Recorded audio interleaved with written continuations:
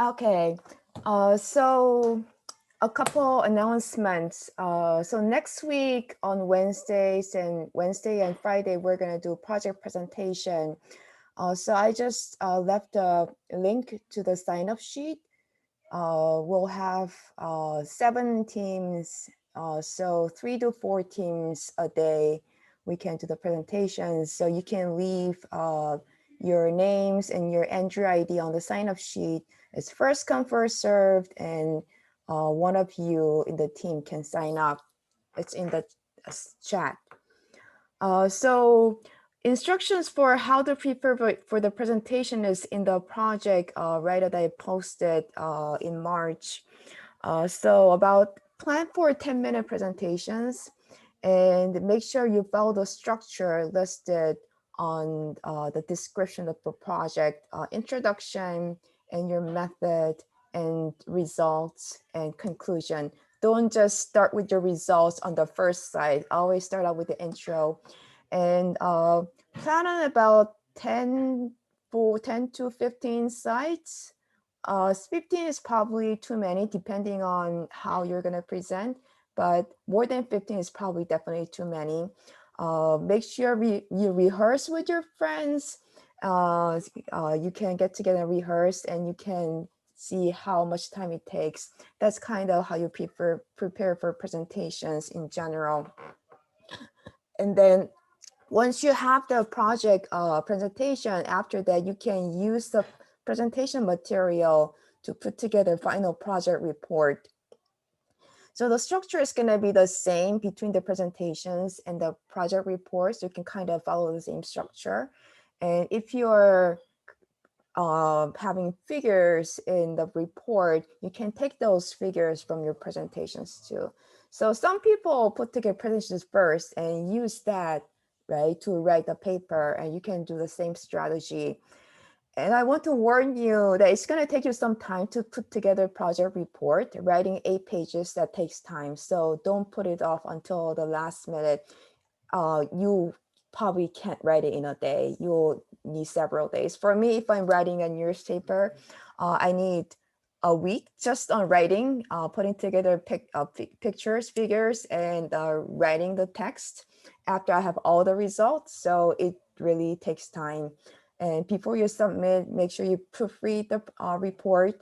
Try to clear all the typos and make sure the report is well organized. Yeah.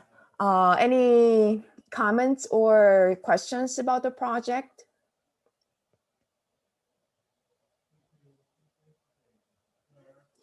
Okay, so that is that, and we can move on to our topic, which is model selection. Okay, so this is our last topic of the semester. So far this semester, you've seen lots of different machine learning models and different methods. And here and there, we sprinkle some discussions about a model selection. So you've seen bits of it, but today and next Monday, we're gonna bring all these ideas together and then put together sort of a framework and think about how to think about model selection in general as a general strategy for machine learning. And there are some theoretical ideas. So we're going to discuss some theoretical ideas that you can use for any machine learning methods.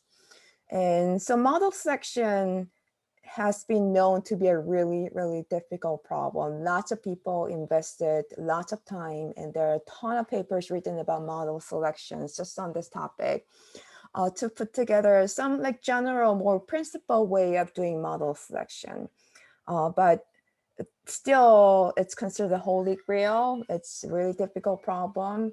And there has been some major progress in the field, but still it's considered a really difficult problem. But we're gonna look at this today.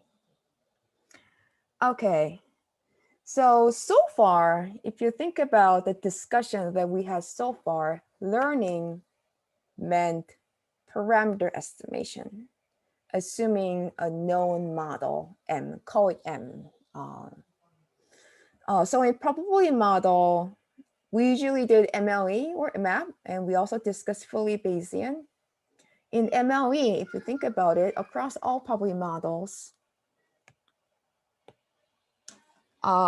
we did the parameter estimation, and the way we did it was, okay, we maximize the log probability of data given the parameter, and we maximize this over theta. That's what we did, but in our discussion, I didn't make this explicit, but we're implicitly conditioning this on the model M. Since we're not estimating the model itself, we're just trying to estimate the parameters. So we're maximizing over the parameters, but what was hidden on the conditioning side was a model. And the same thing for map. We were maximizing the posterior probabilities of the parameter given data. We almost always wrote map criterion this way, but again, there was a missing part that was implicit there, but we didn't discuss explicitly. There was this M. So in an ideal world, we don't want to just learn theta, we want to learn M too. Then how do we do that? If we want to formulate the model selection problem formally, then you would make this explicit, this M explicit, write this down, and try to maximize not just on theta, theta and M together. And in fully Bayesian too, we were interested in the probability of theta given data. But again, here implicitly M was there. In non-probability models, non-probabilistic models too, we're concerned with thetas, but M was always assumed. Then how can you learn model M? So far, we focused discussion of parameter estimation, but how can you learn the model M? That's the topic. Okay, so think about all the models that we discussed and think about what was the model selection problem there. In linear regression, what was the model selection? Anybody?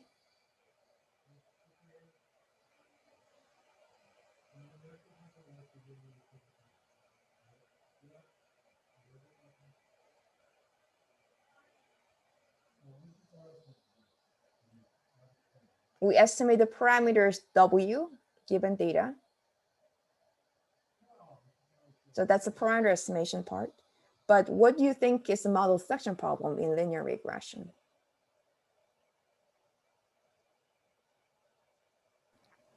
Is it whether we have additional terms for like the regularization, that sort of thing? Yes. So why do we do regularization? To try to reduce the number of features. Exactly, feature selection, model selection, feature selection. Feature selection is like a terminology, almost a terminology, feature selection. What features do you include in the model? And those features that are included in the model will be assigned or associated with the parameter W, and we'll learn those W. But what are those W's that you have to learn? That's a model selection problem. But it was nice. Regularization is a really nice technique. It's because model selection can be sort of folded into the parameter estimation in the same optimization without doing separate procedure for coming up several procedure for doing model selection. And logistic regression, the same thing, feature selection.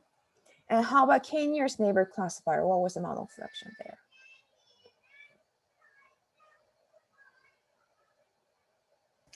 What the K value was? Yes, K. Depending on how you select K, once you select K, then you go on and use the algorithm. How about decision tree? What was the model selection problem there?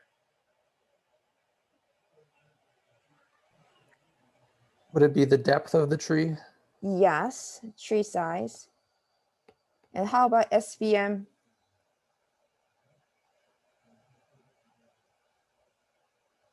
In the non-separable case?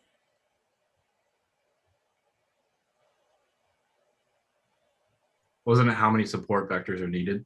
Yes. Yes. If you look at SVM objective for non-separable case, right, there was this max margin term and there was this error term. So we want to minimize error while maximizing the margin. And there was a trade-off. And depending on how you do the trade-off, there's a to do that, to optimize for the trade-off, what is the optimal trade-off point between those two? There was a knob that we had to turn, and depending on how you set the knob, that controls the number of support vectors. Okay, so that was SVM. And how about Gaussian graphic models? You can lump this together, Bayesian networks and Gaussian graphic models. What was the model selection?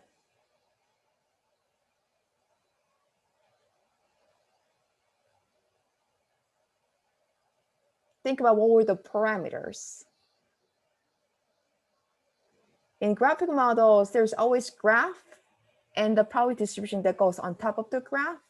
And once the graph is known, it becomes a parameter estimation problem. But until we know the graph, then what is our graph? That's the model graph.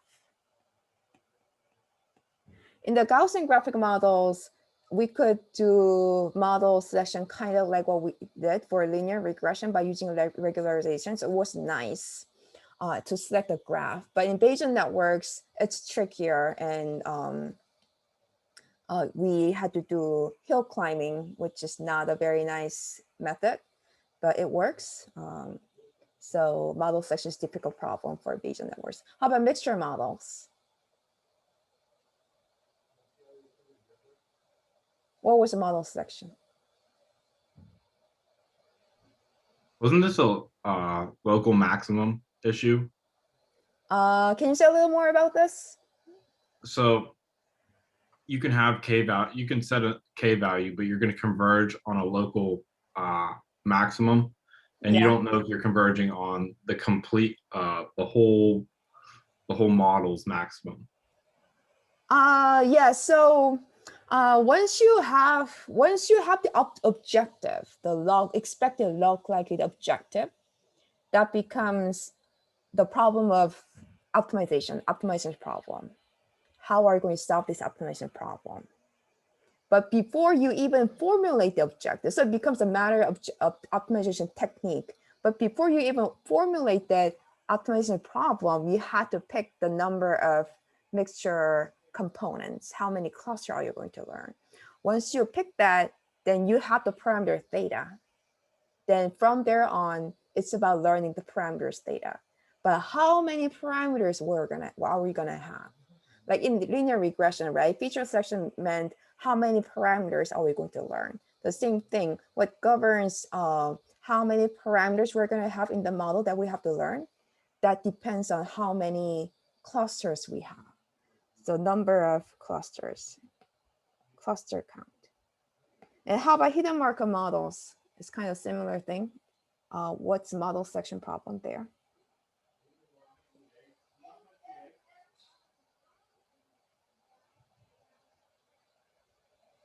You saw it in an exam. What's the model selection problem in hidden Markov models? What do you need to have to formulate the learning problem into parameter estimation? Number of states. Thank you. Number of states, kind of like mixture models, number of count, the number of states. Okay, neural networks. What do you think is the model selection problem? It's a model architecture. You have inputs and you have outputs, but how are you going to set up the hidden nodes and hidden units, all those things, architecture.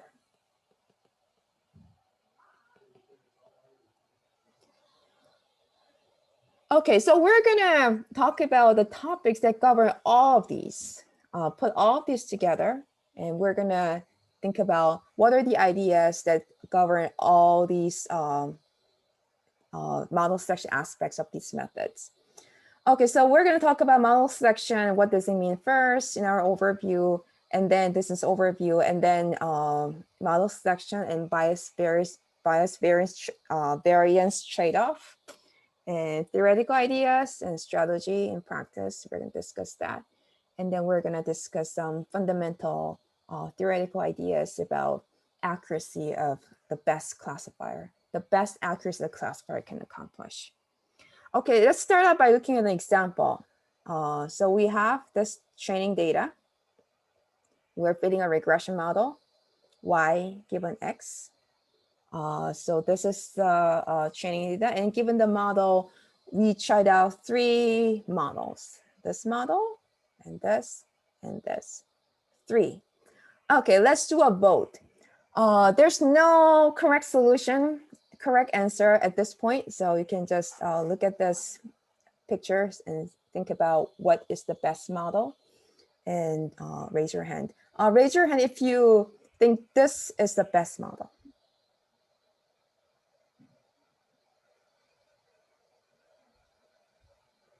Okay, raise your hand if you think this is the best model. Okay, I see lots of hands. And raise your hand if you think this is the best model. Okay, why do you think this is the best model? I think it fits all the training examples really well, but then I also think it's overfit. So I would actually say that the one on the upper right seems a little more generalized. Yeah, so this, did you say overfitting? So this one looks like it's overfitting, and this one looks like it's underfitting, right? And you can see that more clearly when the test data arrives. So these are the test data. Which one fits the test data the best? Which one fits the test data the best? The one at the bottom? Yeah, this one. Your choice. The one that you guys chose worked the best. So you can see we want to find a model that works best on the test data, right? We don't want overfitting, and we don't want underfitting. Okay, so this is pretty intuitive. And so let's start off from this idea. Okay, we want to avoid overfitting and underfitting. And this can be described as a trade-off between bias and variance. So we're looking for a trade-off between bias, based on new terminology, bias and variance. Okay, so let's think about bias. Okay, which model do you think is the most biased out of these 3? Bias means rigid. You can think of it as rigid. The overfit model. The overfit is the most rigid. Yeah. You think so? It's the most flexible. It's the most curvy. This is like a stick. The rigid. So, well, I guess the reason why I said the top left is because yeah, like when I think of bias, I think of like the model is like very, very sensitive to certain values. And I was just assuming that the training data would be what the model is sensitive to. And then whenever the test data comes in, it's not biased to that. So it's going to go wherever it wants. That's a great point, and that's actually variance. We're going to talk about that. That's a concept, but we're kind of learning the terminology in the area. So when people talk about bias in machine learning, it means it's a rigid. So you cannot bend the curve to fit the data well. It's a rigid. So no matter what you do with this, it's too rigid. It cannot even fit the training data. It cannot even fit the training data well. It's way too rigid. I mean, training data, at least you should do well on the training data, don't you think? I mean, that's the you do want to do well. I mean, that's what we've been trying to do. We want to minimize the error on the training data by doing maximum likelihood estimation. So you want a model that can kind of do well on the training data. You don't want to overfit, but you don't want to underfit either. You do care about the training data, so it's rigid. Okay, so think about variance. Think about variance. Let's do this thought experiment. Imagine each of us, we collect our own data. We collect our own, you collect your data, I collect my data. There are like 20 people in this class. Okay, everybody in this room, you go out and collect your own data. And then you fit your own model. And then we gather up, we get together and we compare our models. And which model is gonna vary the most among all of us? This one or this one or this one?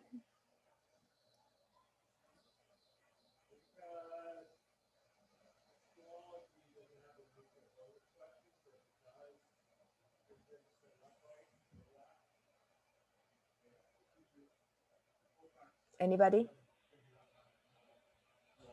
Does this make sense? So I go out to the street and collect my own data for, let's say, a clinical trial. And each of you go out to the street and collect your own data, and we fit the model. We want the same, we are just trying to predict the drug efficacy. We're doing a clinical trial, and we want to fit our own model, and we compare among ourselves, all those models that we fit. And let's say everybody uses this model and we compare our models. Are they going to vary a lot? Versus how about everybody uses this model and we compare our models? Are they going to vary a lot? What do you think?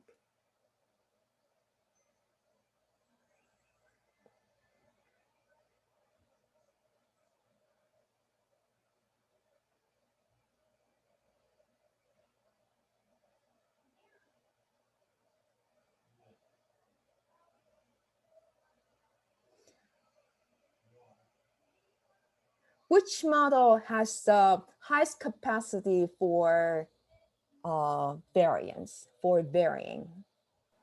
The upper left. Yeah, this one has the highest capacity to vary.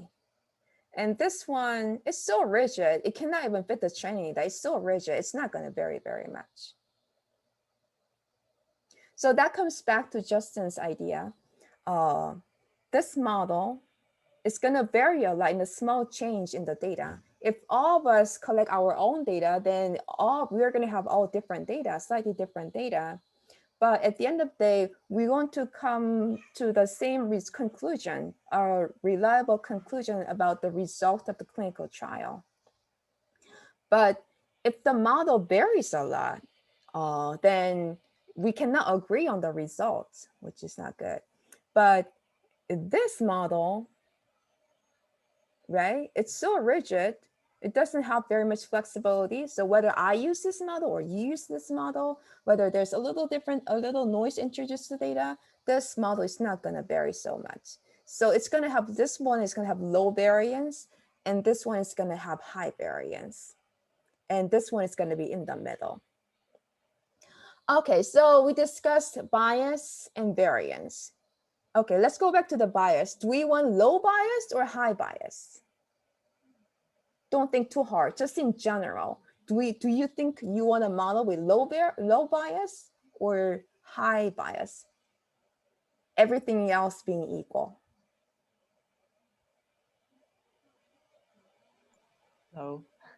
Low bias? Yes, low bias. You want to fit the training data, right? So you want the model to be flexible. You don't want it to be so rigid. So you want low bias. How about variance? Do you want low variance or high variance? Low.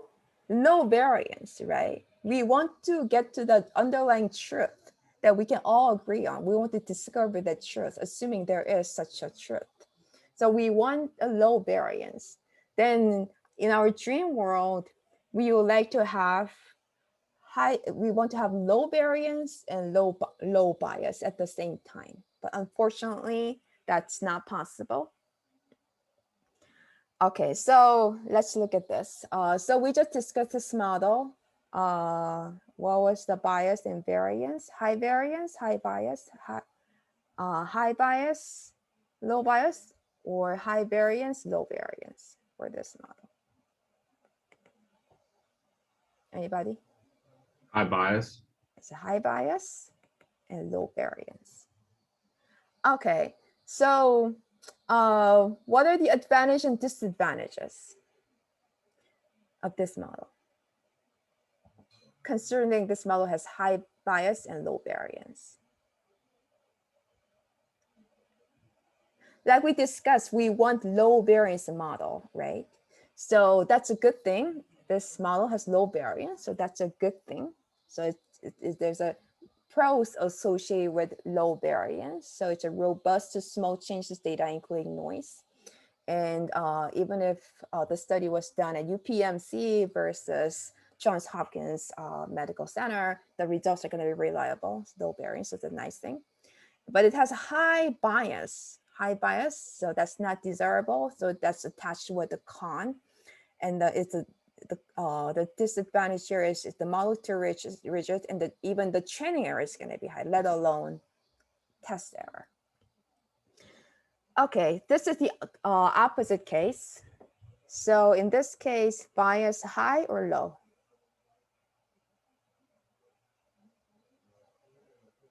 It's very flexible.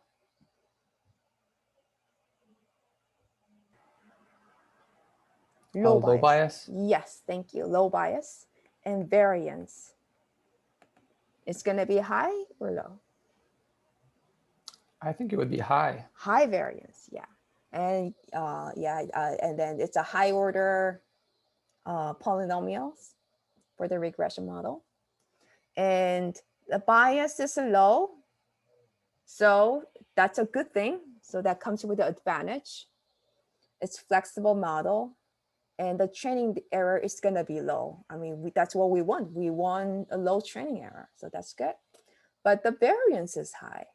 So the cons, that comes with the disadvantage, which means it's going to overfit. And it's not going to be robust to noise. And test error is probably going to be worse than the training error because the model doesn't generalize to the previously unseen data. Okay, so putting all these things together, bias means how rigid, flexible model is, and variance means how robust the model is to small change data. So in both cases, and for both bias variance, we want low bias and low variance. And we don't want high bias and high variance. And when the bias is low, the model is flexible, so the training error is going to be low. And when the variance is low, the model is going to be robust, and the test error is going to be low. So low bias and low variance means both training error and test error are going to be low, and we are going to neither underfit or overfit.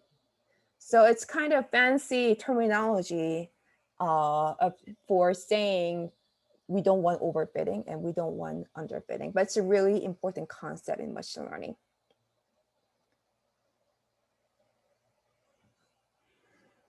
Okay, so at the bottom, I wrote bias variance trade-off. So what it means is, unfortunately, we want the best of the both worlds, low bias and low variance, but in reality, there's no free lunch and you have to find a trade-off between. You cannot minimize both at the same time.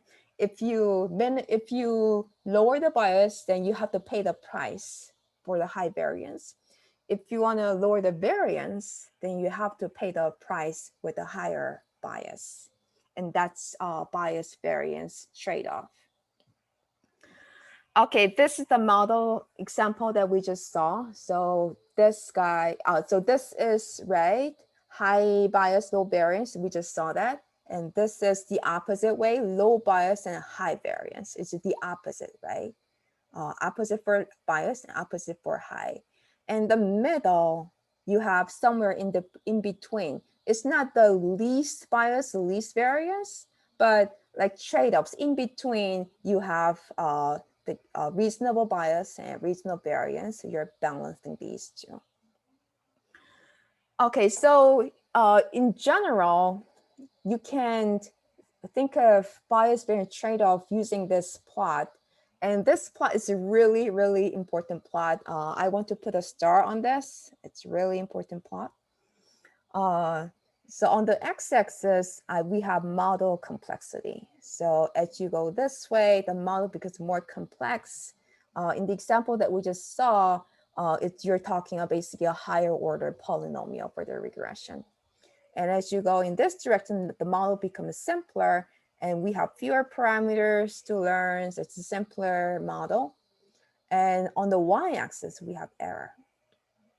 So as the model complexity goes up, the variance in general goes up, which makes sense. The model has more flexibility, so it's going to vary more across different training data sets or different modelers. And for the bias, it's the other way around. As the model complexity goes up, the model is flexible enough to fit the training data well. So the bias is gonna be going down. So over here, if model is complex, we have low bias, but we have high variance. On the other hand, over here, we have low variance, which is a good thing, but the price is, okay, we have to deal with the high bias.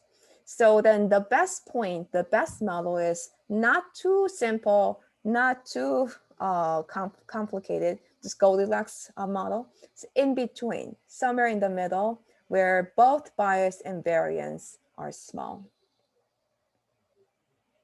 Any questions or comments about this? This is really important concept.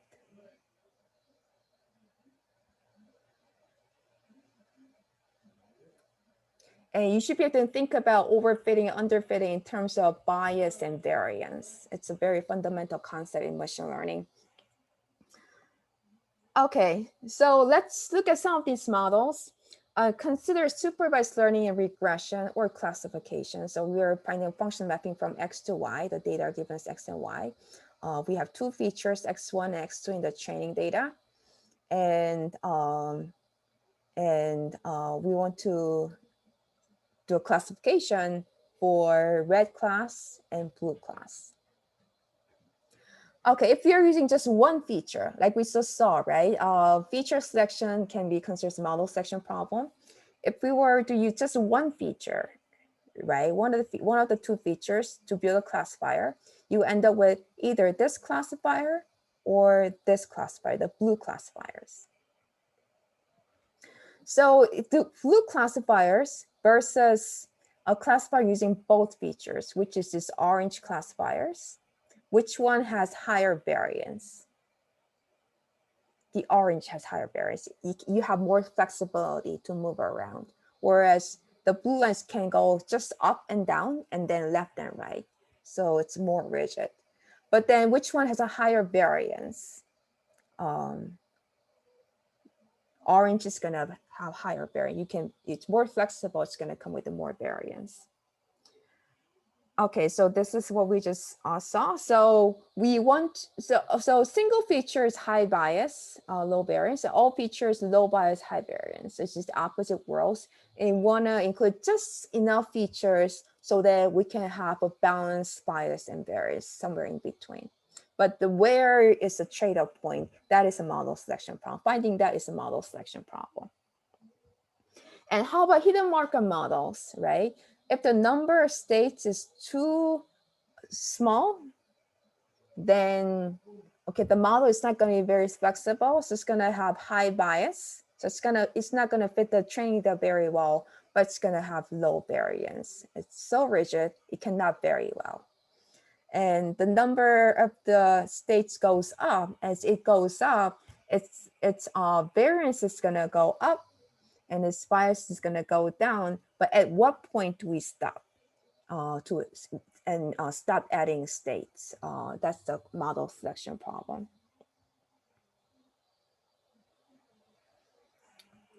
And in the Bayesian networks, if you have more edges in the Bayesian network, that means if you have more edges in the network, that means the model is going to be very flexible. It can overfit the data. It's a high variance, but it's gonna have low bias. It's overfits, so it's gonna have low bias and fit the training data really well. But on the other hand, if the model has too few edges, it's the other way around. It's high bias. It's not gonna fit the training data very well, but it's gonna have low variance. So somewhere in between. Between no edges versus between fully connected graph, like in between, where do we have the optimal model that fits the data the best and generates the best to the previously unseen data? Okay, so next time we're gonna look at some more theory about this. We're gonna do some calculations. You can actually decompose mathematically into a error term that comes from bias, error term that comes from the variance, and you can actually look at the trade-off from the equations. So for those of you who are interested in more theoretical ideas, I'm going to go over the next time. But today, let's just look at strategy in practice. So how do we find this trade-off point for bias and variance? So far in our model fitting throughout the semester, if it's probability models, then we did MLE. So we maximize the log probability of data given theta. And so let's say we're using this score for model selection, right? So as we increase the complexity model, let's say we're adding more clusters to mixture models or more number of states to hidden marker models, then what's gonna happen to this quantity? What will happen to the maximum log likelihood, the maximized log likelihood value as you increase the model complexity? Anybody? It's gonna go up or go down or stay similar?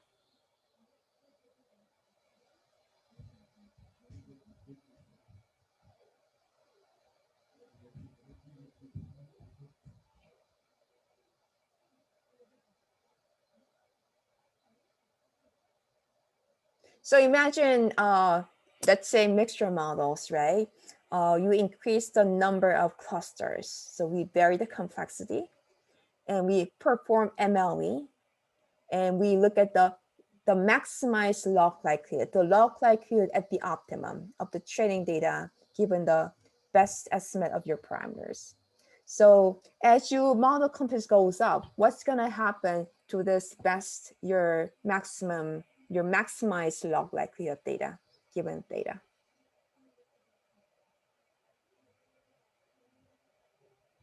How many of things are gonna go up?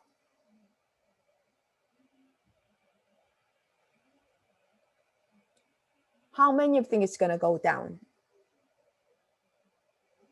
Okay, we have one vote that's gonna go down. Why do you think it's gonna go down? Because each term isn't going to matter as much. But we just talked about overfitting. More parameters, higher order polynomials fit the training data more perfectly.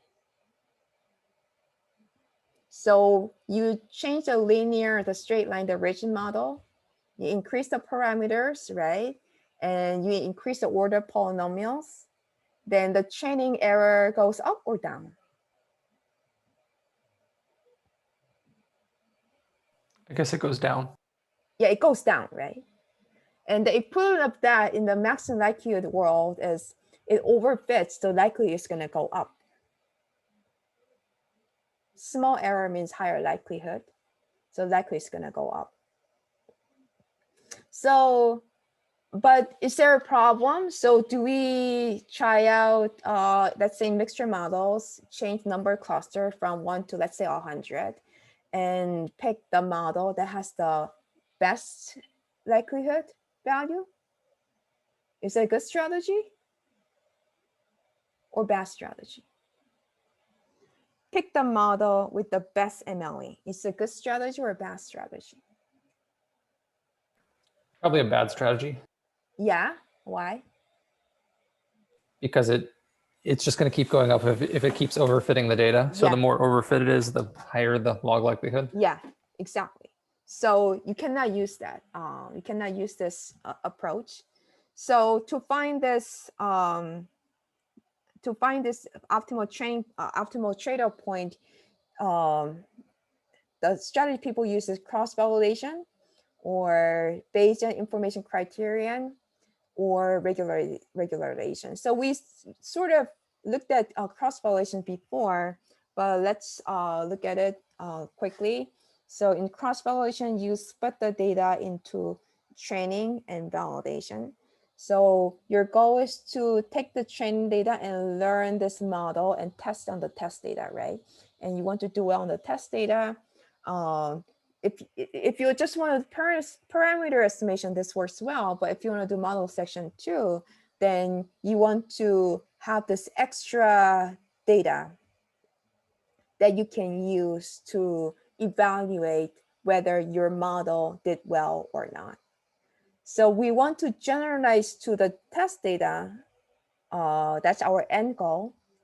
But we cannot afford to wait until your client comes in and test. I mean, that's going to be too costly. You're going to lose your clients. So you want to simulate this test data situation while you're fitting the model.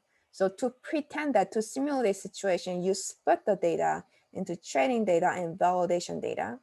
And if you say you're fitting mixture model, you fit mixture model with different number clusters on training data.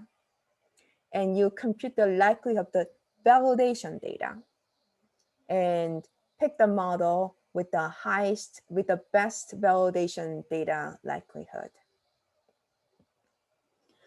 So if you're doing this in practice, you're going to notice while you're doing project, it's very easy to cheat when you're feeding the model. So you have to train that all in your hand, right? So you train and you validate, and it doesn't look good on validation data. So you go back and change the model. So you kind of validate that was intended to be your simulated test data, but unintentionally you end up using as part of the training process, and your model overfits to both training data and validation data. It's something that you really have to watch out for.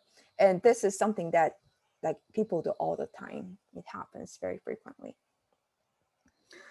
So you can do k-fold cross-validation. K-fold cross-validation means you take the whole training data and split it into k chunks. This is, let's say, threefold cross-validation. This is chunk 1 and chunk 2, and then the third chunk. And then we leave out, we hold out one of these chunks as validation set in turn. So in the first fold, you use the first chunk as a validation. In the second fold, you use a second chunk as a validation.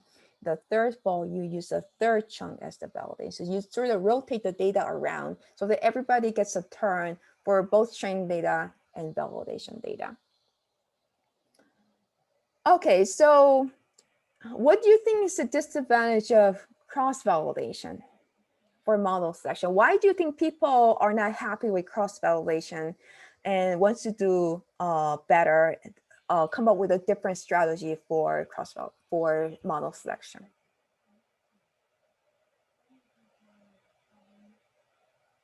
It's something that people use all the time, but it has its disadvantages.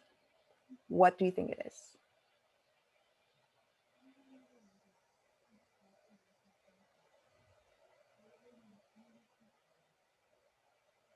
Do you have anything on your wish list?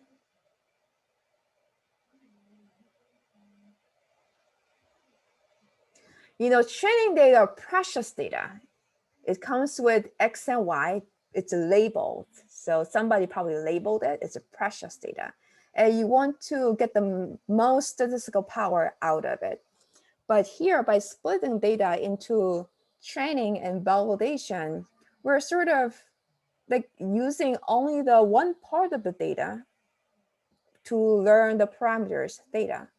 So sort of this validation data gets sort of wasted. It doesn't contribute towards the estimation of the parameters.